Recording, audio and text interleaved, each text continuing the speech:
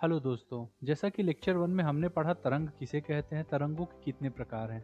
आगे बढ़ते हुए इसी सीरीज़ में हम ये देखते हैं कि आगे क्या-क्या हमें पढ़ना है। तो दोस्तों तरंगों में सबसे पहले हमें तरंग पढ़ना है, तरंगों के प्रकार पढ़ना है। इसके बाद कुछ महत्वपूर्ण तरंगे जैसे ध्वनि तरंगे और ध्वनि तरंगों के बाद कौन-सी तरंगे हैं, प्रकाश तरंगे यानी प्रकाश। ध्वनि और प्रकाश को हमें डिटेल में पढ़ना है। इसमें ये पढ़ना है कि इनके कौन-कौन से प्रॉपर्टी हैं, कौन से प्रॉपर्टीज़ कॉमन हैं, कौन से अलग-अलग हैं।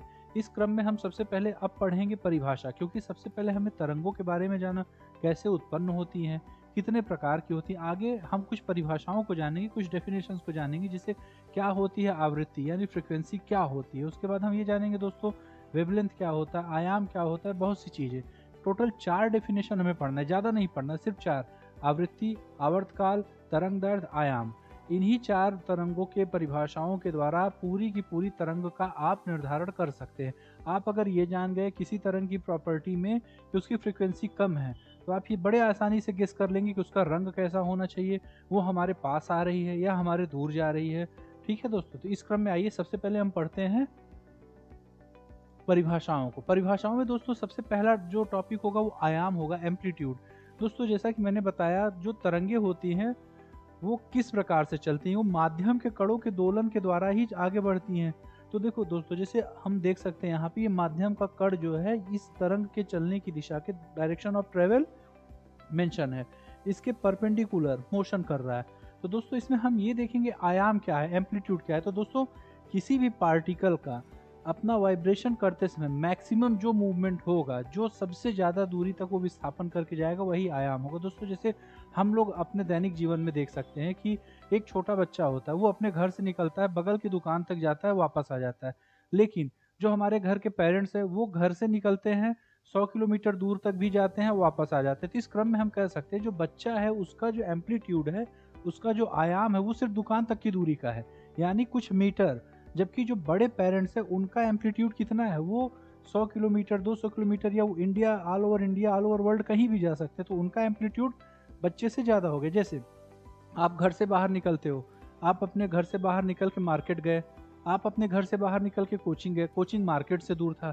तो आप ये कह सकते हो जब आप घर से मार्केट निकल के गए तो आपका जो एम्पलीट्यूड था वो कुछ मीटर था, लेकिन जब आप कोचिंग की तरफ गए तो आपका एम्पलीट्यूड यानी आयाम जो है कुछ किलोमीटर हो गया। तो बस सीधे सीधे से ये समझिए, किसी भी आदमी की जो मैक्सिमम दूरी होती है, जितनी दूरी तक वो जाके वापस आ सके, वो उसका एम्पलीट्यूड हुआ। इसी प्रकार से तरंगों के मामले में भी जो पार्टिकल ऑफ मीडियम होंगी, ये मैक्सिमम जितना दूर तक वाइब्रेट करके जा सके, वही हमारा एम्पलीट्यूड है, वही हमारा आयाम है। जैसे कि ये आप देख सकते हैं, इसमें पार्टिकल मैक्सिमम क्रेस्ट तक आ रहा है, तो ये क्रेस्ट तक का जो डिस्टेंस है, नीचे से लेके क्रेस्ट तक के डिस्टेंस को, इसी को हम कहते हैं एम्पलीट्यूड या आयाम।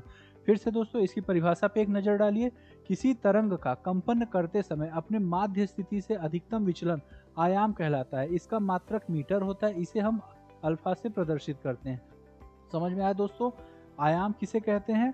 आयाम किसी तरंग के द्वारा तय की जाने वाली अधिकतम दूरी, वो भी ऐसा नहीं किसी भी समय, सिर्फ कंपन करते समय।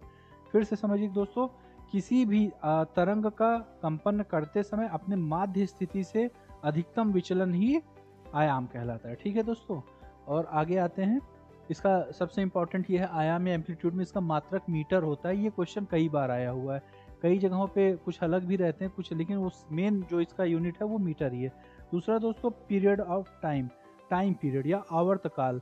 किसी तरंग का कंपन करते समय एक कंपन में लगा समय आवर्तकाल कहलाता है। जैसे आप पढ़ने बैठे, आपको एक चैप्टर फिनिश करने में जितना समय लगा, आप ये कह सकते हो कि वो मेरा आवर्तकाल है, वो मेरा टाइम पीरियड है। इसी प्रकार एक वाइब्रेशन, एक कंपन करने में पार्टिकल को जितना समय लगेगा, वो उसका आवर्तकाल कहलाएगा।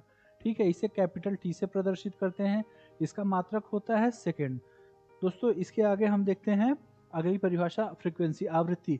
ये सबसे इंपॉर्टेंट चीज है तरंगों में, क्योंकि इसी के आधार पे तरंगों का कलर डिफाइन किया जाता है, तरंगों की और प्रॉपर्टीज डिफाइन की जाती है। जब आगे चल के हम पढ़ेंगे अपवर्तन, तो उसमें ऊपर की टोटल 4 परिभाषा में से बाकी 3 परिभाषा जो है बदल जाएंगी, लेकिन आवृत्ति एकमात्र ऐसी मतलब फिनोमेना या ऐसा परिभाषा होगा जो बदलेगा नहीं। ठीक है, फ्रीक्वेंसी, एक सेकंड में किए गए दोलनों की संख्या ही फ्रीक्वेंसी या आवृत्ति कहलाती है। एक सेकंड में जितनी बार पार्टिकल वाइब्रेट करता है, उसे ही हम दोलन कहते हैं। जैसे देखिए दोस्तों, अगर हम इसे समझने के लिए कहें तो कई बार ऐसा लिखा होता है, विगत कई वर्षों से बाढ़ एवं सूखे की बारंबारता में वृद्धि हुई है। दोस्तों फ्रीक्वेंसी को हिंदी में हम कहते हैं बारंबारता, लिखा हुआ है आवृत्ति, इसके साथ साथ आप ये भी लिख सकते हैं बारंबारता।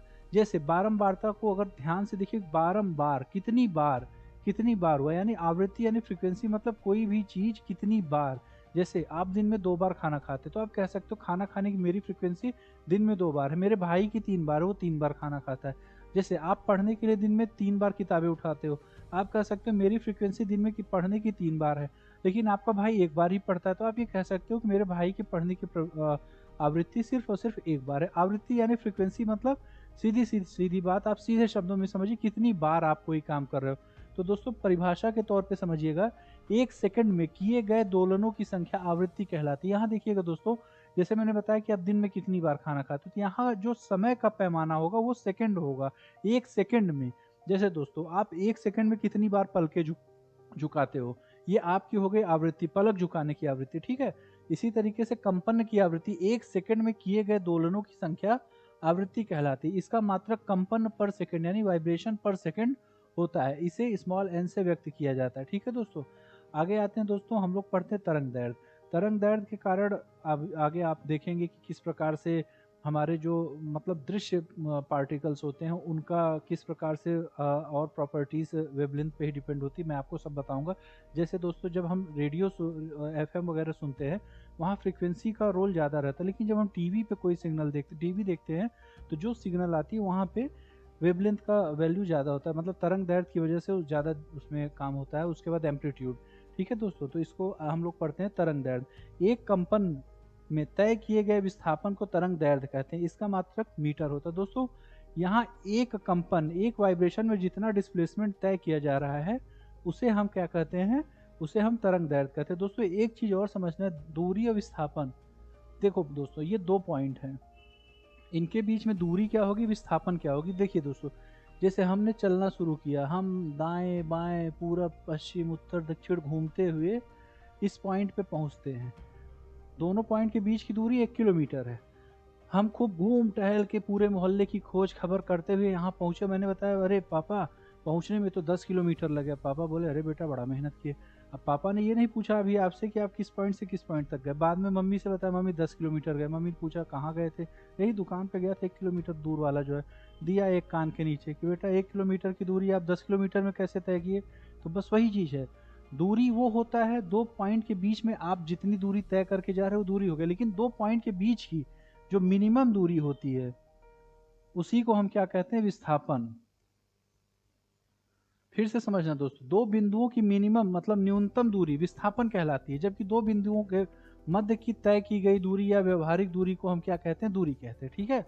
इस चीज को समझिएगा। तो यहाँ जो हमारा तरंग दैर्ध्य है ये तय किए गए विस्थापन को बोल रहा है, या दूरी नहीं बोल रहा है कि आप 1 किलोमीटर की दूरी 10 किलोमीटर तय करके आओ और आप बोलो बड़ा मेहनत किया, ऐसा नहीं है दोस्तों।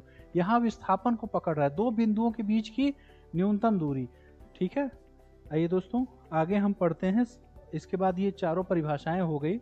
इन चारों परिभाषाओं के आधार पे आगे बहुत सी चीज़ों को डिफाइन करना है, इसलिए इनको आप अच्छे से पढ़ लीजिएगा। इसके बाद हम पढ़ते हैं दोस्तों sound, type of sound waves है। साउंड वेव्स ध्वनि तरंगे, ध्वनि तरंगे कितनी प्रकार की होती हैं, इनकी प्रॉपर्टीज़ क्या होती है, इसको हम देखते हैं दोस्तों। तो देखो दोस्तों देखिए, सबसे पहले जो ध्वनि तरंगे होती है 3 भागों में बांटी गई हैं। जैसा मैंने आपको पहले अभी बताया था कि जो रेडियो वगैरह होते हैं उसमें फ्रिक्वेंसी का ज़्यादा महत्व होता है, तो उसका कारण अभी आप यहाँ समझेंगे। देखिए दोस्तों, ध्वनि तरंगों को जब हम 3 भागों में बांटते हैं तो उसका मेन जो आधार होता है वो यही फ्रिक्वेंसी ही होता है। मतलब कम फ्रिक्वेंसी है, ज़्यादा है, या इतने से इतने के बीच की जो फ्रिक्वेंसी है उसको हम अश्रव्य तरंगे कहते हैं। कितने को हम श्रव्य तरंगे, मतलब मनुष्य क्या सभी तरंगों को सुन लेता है, सभी ध्वनि तरंगों को नहीं सुन पाता। तो आइए दोस्तों हम जानते हैं, जो हमारी श्रव्य तरंगे होती हैं यानी ध्वनि तरंगे होती है 3 प्रकार की होती है। सबसे पहले अश्रव्य तरंगे, जिनकी फ्रीक्वेंसी कितनी होती है दोस्तों, 20 हर्ट्ज से कम होती है। इसे मनुष्य सुन सकता है क्या, नहीं सुन सकता। कौन सुन सकता है। ये किस प्रकार की तरंगे होती है, तो दोस्तों जो हमारे हार्ट बीट होते हैं, जब भूकंप आने के समय जो तरंगे उत्पन्न होती है उन्हें हम अश्रव्य तरंगे कहते हैं। इसे मनुष्य तो नहीं सुन सकता, लेकिन हाथी और व्हेल जैसे बड़े जीव, कीट पतंगे, मक्खी, ये सब छोटे जीव, आपने कई बार देखा होगा भूकंप आने से पहले पशु पक्षी हमेशा व्याकुल हो जाते हैं, वो कहीं इधर उधर भागने लगते हैं, पक्षी जबरदस्ती इधर से उधर उधर से इधर उड़ने लगते हैं। आप ये समझ सकते हो कुछ तो होने वाला है। कभी आपने सोचा, मनुष्य तो नहीं जान पाता कि भूकंप आने वाला है, लेकिन पशु पक्षी जान जाते। क्यों? क्योंकि वो अश्रव्य तरंगों को सुन सकते हैं, जबकि मनुष्य नहीं सुन सकता।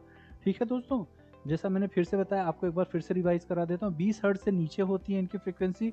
दूसरा, हृदय हार्ट बीट और जो हमारा भूकंप की तरंगे होती हैं, ये इसके अंतर्गत आती है। इन्हें कौन सुन सकता है? हाथी और व्हेल जैसे बड़े जीव सुन सकते हैं, और चींटी कीट पतंगों जैसे छोटे जीव। ठीक है दोस्तों, दूसरा आता है श्रव्य तरंगे, जो कि कौन सुन सकता है? सिर्फ और सिर्फ मनुष्य। ठीक है दोस्तों, इसमें कौन सी इनकी सबसे पहली प्रॉपर्टी, इनकी फ्रीक्वेंसी कितनी होती है? 20 हर्ट्ज से लेके 20,000 हर्ट्ज के बीच में होती है।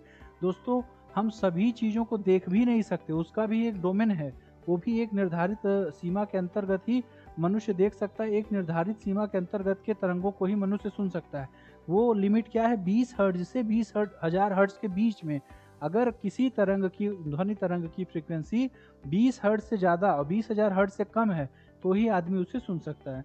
मनुष्य के कान इन तरंगों को सुन सकते हैं। मतलब आप ये समझिए, जितनी ध्वनि तरंगों को आदमी सुन सकता है, वो सबके समस्त तरंगे 20 से 20,000 हर्ट्ज फ्रीक्वेंसी के बीच की ही होंगे। ठीक है दोस्तों, आइए दोस्तों, अब हम देखते हैं तीसरी ध्वनि तरंगों का तीसरा प्रकार है इनकी पराश्रव्य ध्वनियाँ या पराश्रव्य तरंगे।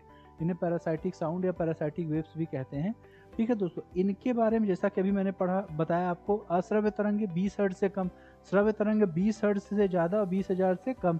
तो बचा पराश्रव्य। पराश्रव्य तरंगे कौन सी होंगी? जो 20,000 हर्ट्ज से ज़्यादा होंगी। ठीक है दोस्तों, इनकी फ्रीक्वेंसी 20,000 हर्ट्ज से ज़्यादा होती है। इसे कौन सुन सकता है? कुत्ता, बिल्ली, चमगादड़। देखिए दोस्तों, कुत्ता और बिल्ली इन्हें सुन सकते हैं, चमगादड़ और डॉल्फिन भी इन्हें सुन सकता है। लेकिन चमगादड़ और डॉल्फिन को थोड़ा डिटेल में बताना पड़ेगा, क्योंकि चमगादड़ जब रात में उड़ता है, लोग कहते हैं चमगादड़ तो देख नहीं पाता, फिर भी रात में उड़ता है। क्यों उड़ता है? वो इन्हीं ध्वनियों के द्वारा, इन्हीं ध्वनि तरंगों का प्रयोग करके रात में वो उड़ता है। ध्वनि तरंगे जो हैं, इन्हें सूचित करते हैं कि आगे क्या है, कैसे है, आप इधर से उड़िए, उधर से उड़िए। यानी सीधे सीधे आप ये समझिए, चमगादड़ अपने उड़ने के लिए पराश्रव्य तरंगों का ही प्रयोग करता है। दूसरा दोस्तों, राष्ट्रीय जलीय जीव डॉल्फिन। डॉल्फिन के आपने कई एक बार यूट्यूब पे देखा होगा कि कोई आदमी होता है, वो डॉल्फिन के पास आ जाता है किसी तरीके से, तो आदमी जो रहता है पहले मानसिक रोगी रहता है, लेकिन बाद में सही हो जाता है। उसका कारण क्या है? डॉल्फिन भी जो है पराश्रव्य तरंगे छोड़ती हैं, इसी के द्वारा ये चलती है, इसी के द्वारा इनका जो संचार होता है, ये आपस में समूह बना के रहती है। तो मानसिक रोगी जब इनके आसपास आएंगे तो वो सही हो जाते हैं। तो उसका कारण क्या है? इनके द्वारा निकलने वाली पराश्रव्य तरंगे। ठीक है दोस्तों, पराश्रव्य तरंगों का और भी कुछ उदाहरण है, आपको मैं बताना चाहूँगा। जैसे कोई भी ऐसा पार्ट, कोई भी ऐसा मशीन जो बहुत छोटे छोटे पार्टों से मिलकर बना हो, उसकी साफ सफाई में, जैसे घड़ी की साफ सफाई में, वायुयान की साफ सफाई में, हमारे घरों में जो चिमनी लगी होती है उसकी साफ सफाई में पराश्रव्य तरंगों का प्रयोग होता है। मेडिकल लाइन में भी पराश्रव्य तरंगों का, पैरासाइटिक वेव्स का प्रयोग होता है। जैसे अल्ट्रासाउंड हम लोग कराने जाते हैं, सोनोग्राफी कराने जाते हैं। सोनोग्राफी तो अक्सर बहुत ही कॉमन चीज़ हो गई है आजकल। शरीर के अंदर के जो कुछ मतलब इमेज लेने होते हैं, वो सोनोग्राफी के द्वारा ही किया जाता है। इसके अलावा दोस्तों, लिथोट्रॉफी। लिथोट्रॉफी क्या होता है? जब कई बार हमारे किडनी में स्टोन हो जाता है, जो कि कैल्शियम ऑक्सलेट के द्वारा बनता है, जिसे हम कहते हैं पत्थरी। तो क्या होता है? दो ऑप्शन है, या तो आप ऑपरेशन करके उसको सही करवाओ। दूसरा, कई बार आपने देखा होगा ऐड लिखा रहता है, दूरबीन के द्वारा इलाज कराएं। तो दोस्तों, दूरबीन के द्वारा यही इलाज होता है। ये पराश्रव्य तरंगों को वो ले जाके उस स्टोन के पास मतलब किसी तरीके से जो भी इनको इंटेंसिटी चाहिए, उस इंटेंसिटी से उस पत्थर को छोटे छोटे पार्ट्स में तोड़ देते हैं, बाद में वो हमारे शरीर से बाहर आ जाता है। ठीक है दोस्तों, बैक्टीरिया को नष्ट करने में भी पराश्रव्य तरंगों का ही उपयोग किया जाता है। ठीक है दोस्तों, अब हमारा टॉपिक जो था, क्या क्या आज हमने कवर किया। लेक्चर 1 में हमने पढ़ा तरंग और तरंगों के प्रकार। लेक्चर 2 में हमने क्या पढ़ा? आवृत्ति किसे कहते हैं, आयाम किसे कहते हैं, तरंग दैर्ध्य किसे कहते हैं, और आवर्तकाल किसे कहते हैं। दूसरा हमने पढ़ा टाइप्स ऑफ साउंड वेव्स। इसके बाद दोस्तों, हम ये पढ़ेंगे गूंज क्या होती है, रिवर्बरेशन यानी अनुरणन क्या होता है दोस्तों। फिर हम जानेंगे डॉपलर इफेक्ट क्या होता है। फिर इसके बाद दोस्तों, हम कॉमन जो प्रॉपर्टी है साउंड वेव और लाइट वेव की, उसको पढ़ेंगे, जिसमें दोस्तों अपवर्तन, परावर्तन, विवर्तन, व्यतिकरण और डॉपलर इफेक्ट है। ठीक है दोस्तों, इसके बाद हम आगे का जो भी रहेगा क्लियर करते करते, बस दोस्तों ऐसे 10-10 मिनट, 5-5 मिनट की वीडियो में सभी फिजिक्स के सभी टॉपिक को कंप्लीट करेंगे। ठीक है दोस्तों, धन्यवाद।